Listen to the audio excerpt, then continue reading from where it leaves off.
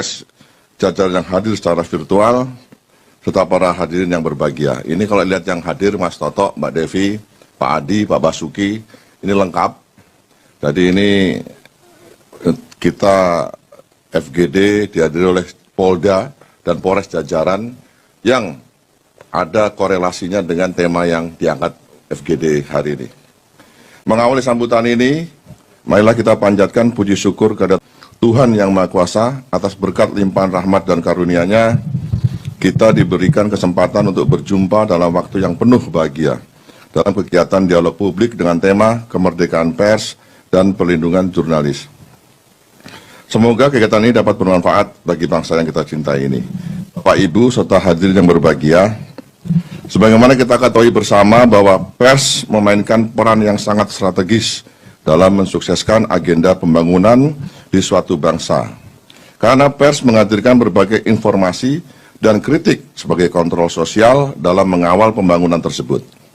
Di samping itu, rencana maupun implementasi dari program-program pembangunan perlu disosialisasikan agar diketahui dan mendapat dukungan dari masyarakat. Pers di tahun politik saat ini harus mampu menempatkan diri sebagai pers yang berkeadilan, baik untuk partai politik maupun peserta pemilu, dan tidak berlaku sebaliknya, yaitu sebagai sumber gaduh yang dapat memicu perpecahan dan pada akhirnya akan menimbulkan gangguan Kamtibmas. Undang-Undang Republik Indonesia Nomor 40 Tahun 99 tentang pers pada pasal 6 dijelaskan bahwa terdapat 5 peran pers dari pers nasional, yakni 1. Memenuhi hak masyarakat untuk mengetahui. 2. Menegakkan nilai-nilai dasar demokrasi, mendorong terwujudnya supremasi hukum dan hak asasi manusia serta menghormati kebinekaan. Yang ketiga, mengembangkan pendapat umum berdasarkan informasi yang tepat, akurat, dan benar. 4. Melakukan pengawasan, kritik, koreksi, dan saran terhadap hal-hal yang berkaitan dengan kepentingan umum. Yang kelima, memperjuangkan keadilan dan kebenaran. Sebagai pilar demokrasi, eksistensi pers dalam mengawal pembangunan bangsa tidak hanya berada pada jalan yang mudah, namun jalan yang berliku dan terjal tidak jarang dijumpai oleh insan pers itu sendiri sebagai konsekuensi dari pencarian berita yang tidak jarang berhadapan dengan kepentingan-kepentingan tertentu. Berkaitan dengan kondisi tersebut, maka dalam pasal 2 pada Undang-Undang Pers ditegaskan bahwa kemerdekaan pers adalah salah satu wujud kedaulatan rakyat yang berasaskan prinsip-prinsip demokrasi, keadilan, dan supremasi hukum. Untuk itu, kemerdekaan pers dijamin sebagai 1. Hak asasi warga negara. 2. Terhadap pers nasional tidak dikenakan penyensoran, pemberedelan atau pelarangan penyiaran. Yang ketiga, untuk menjamin kemerdekaan pers, pers nasional mempunyai hak mencari, memperoleh, serta menyebarluaskan gagasan dan informasi.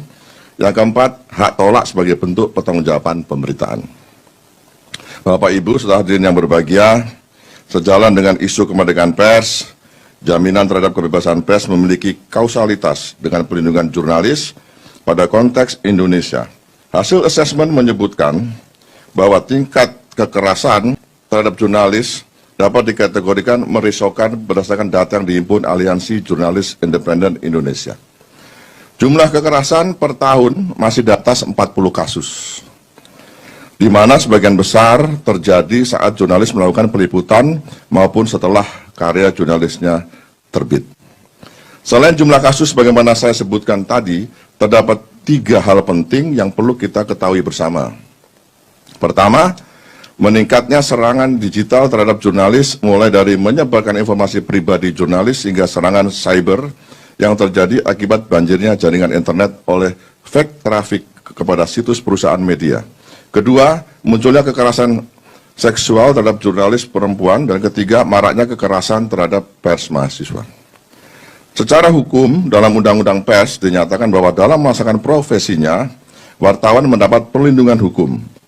Terlepas dari kontroversi yang ada, diksi perlindungan hukum sebagaimana dimaksud merupakan jaminan perlindungan pemerintah dan masyarakat kepada wartawan dalam melaksanakan fungsi, hak, dan kewajiban dan perannya sesuai dengan ketentuan peraturan perundang-undangan yang berlaku. Selain mendapat perlindungan hukum, wartawan juga memiliki hak tolak dalam rangka untuk melindungi narasumber. Lebih dari itu, pasal 50 KUHP, wartawan dan media sebagai pelaksana Undang-Undang Nomor 40 Tahun 99 tidak boleh dipidana. Pasal 50 KUHP secara jelas menyatakan bahwa barang siapa melakukan perbuatan untuk melaksanakan ketentuan undang-undang tidak dipidana. Karena itulah wartawan terkait tugas dan profesinya tidak bisa ditarget dalam Undang-Undang ITE. Ini perlu dipahami nanti Pak Mas Toto, Mbak Devi, silakan nanti didiskusikan, karena yang pesertanya ini ada dari Bareskrim juga, dari Divkum sebagai pembina fungsi utama di jajaran. Mudah-mudahan acara ini dapat berlangsung dengan lancar. Saya minta peserta FGD kita di sini